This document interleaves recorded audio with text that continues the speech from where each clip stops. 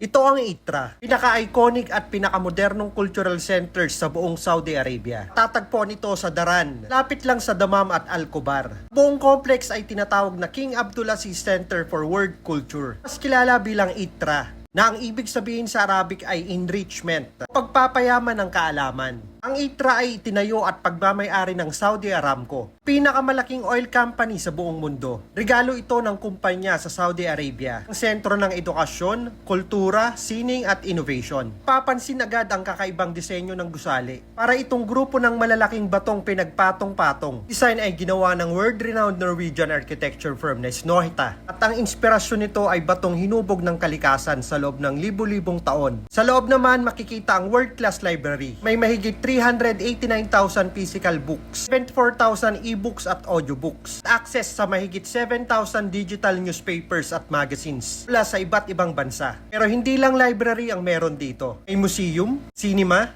theater, children's museum, art galleries, interactive exhibits, at restaurant. Kaya pwede kang maglaan ng buong araw para sa pag-explore. Kaya kung nasa Eastern Province ka ng Saudi Arabia, huwag mong palampasin ang ITRA. Isa ito sa mga lugar na magpapatunay na ang Saudi Arabia hindi lang tungkol sa disyerto at langis. Isa rin itong bansa na malaki ang pagpapahalaga sa edukasyon, kultura at kaalaman.